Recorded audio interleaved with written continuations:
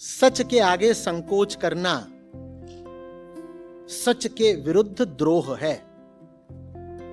और ये इंतजार करते रहोगे कि पूरा पता चल जाए, पूरा पता चल जाए, पूरा कभी नहीं पता चलेगा। हां, पूरा पता करने का प्रयास हमेशा चलता रहना चाहिए, पर सत्य अनंत है। वहां तुम ये तो कह सकते हो टेंडिंग टू इंफिनिटी, पर यह नहीं कह सकते कि मैं पहुंच गया। जब तक तुम इंसानी देह में हो, तुम्हारे पास जो कुछ होगा वो सीमित ही होगा। तो क्लैरिटी भी तुम बहुत बढ़ा लोगे तो भी 100% नहीं हो सकती। रुके नहीं रहना है। समझ में आ रही है बात?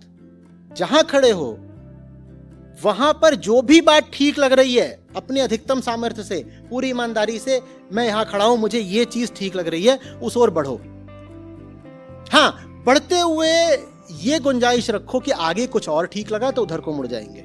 लेकिन अगर अपनी जगह खड़े रहोगे और कहते रहोगे कि मैं तो एक कदम, पहला कदम भी तभी बढ़ाऊंगा जब 100% आश्वस्त हो जाऊंगा, तो तुम कुछ नहीं कर रहे, बस अपनी ही जगह पर टिके रहने का इंतजाम कर रहे हो।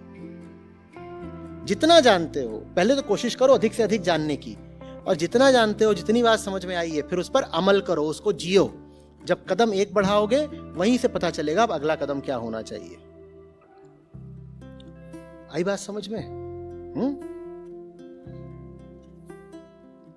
संकोच का जो एक आम भाषा में अर्थ है वो तो है ही। अध्यात्म में संकोच माने जानते हो क्या होता है? छोटा छोटा।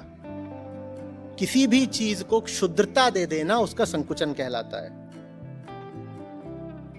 और सत्य क्या होता है? विराट, अनंत। उसमें सीमाएं नहीं होती। जिनको सीमाओं से बहुत प्यार है वो संकोच खूब करेंगे। जहां कहीं तुम्हें भी संकोच हो रहा हो, जान लेना तुम किसी सीमा को बचाना चाहते हो, और सीमा को बचाना अच्छा तो कभी भी नहीं होता ना। जहां कहीं तुम्हारे लिए एक बाउंड्री खींच दी गई है वहीं पे तो तड़पते हो। ये जो हमारी चेतना है ये कहीं रुकना नहीं जानती। इसको जहां कहीं रोक दोगे ये वहीं परेशान हो जाती है। इसे मत रोको। इसे विस्तार पाना है, इसे पाने दो। जितने भी हमने विचार बना रखे हैं, आइडेंटिटीज बना रखी हैं, खुद को लेकर के धारणाएं बना रखी हैं, वही चेतना को रोकती हैं। वही हमारी सीमाएं हैं, बाउंड्रीज हैं।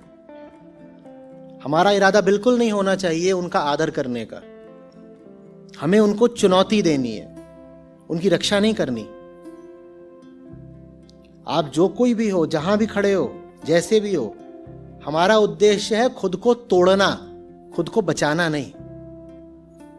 जो भी निर्णय कर रहे हो जीवन में, खुद को तोड़ने के लिए करो, खुद को बचाए रखने के लिए नहीं। सुनने में अजीब लग रही है बात, दर्द सा हो रहा है सुन के ही। होता है दर्द तो होने दो। कृष्ण अर्जुन से कहते हैं, अर्जुन सहो, बस सहो। एक बिंदु पर आकर और कोई सीख नहीं है कृष्ण अर्जुन के लिए, बस यही है, सहो, सहना सीखो। जो सही दर्द बर्दाश्त नहीं कर सकते वो जीवन व्यर्थ करेंगे अपना। खुद को तोड़ो, दर्द होता है, सहो, और एक चोट फिर और दो। हम किस लिए आए हैं? सुख के लिए नहीं, सत्य के लिए।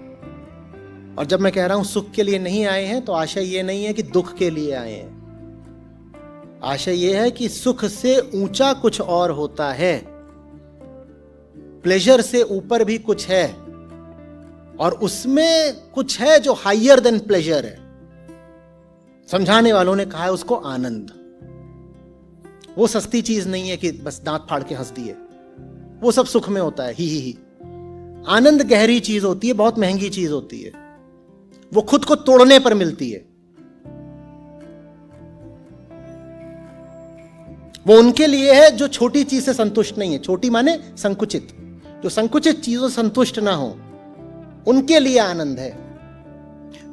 जितनी भी जानने वालों की, ज्ञानियों की तुमने मूर्तियां देखी होंगी या चित्र वगैरह देखे होंगे, कभी उनको हंसते देखा है? देखा है क्या? वो आनंदित होते हैं, आनंदित होते हैं। क्योंकि ये जो हंसना, हंसी, ये इसको माना गया कि ये जानवरों की चीजें हैं। अपने मजे के लिए तो जानवर काम करता है। कृष्ण को देखो, राम को देखो, बुद्ध को देखो, महावीर को देखो, जीसस को देखो, सिख गुरुओं को देखो, हंसता हुआ किसको देखा है? रो भी नहीं रहे हैं वो। जो उनके चेहरे पर है वो एक गहरी चीज है, वो आनंद है। और वो अपने पूरे जीवन को एक सही दिशा में झोंक कर मिलता है। It's that you must strive for. जी रहे हो तो फिर उसके लिए जियो ना। किसी हल्की छोटी सस्ती चीज से समझौता क्यों कर रहे हो? क्या रखा है? एक दिन अभी बूढ़े हो जाओगे। ऐसा लगता है कल की बात है, मैं उन्हीं कुर्सियों पे बैठा हुआ था, और अभी जितने दिन पीछे उन कुर्सियों पर बैठा था उतने दिन आगे अभी बीतने नहीं पाएंगे, राख हो जाऊंगा। इतनी सी है जिंदगी। इंतजार किस बात का है? संकुचित जीवन जीना अपने ही खिलाफ अपराध है। मत होने दो ये। तुम बहुत बहुत बड़े होने के लिए, साफ और ऊंचे होने के लिए पैदा हुए हो। छुटपन को स्वीकार मत करो, सीमाओं से समझौता मत करो।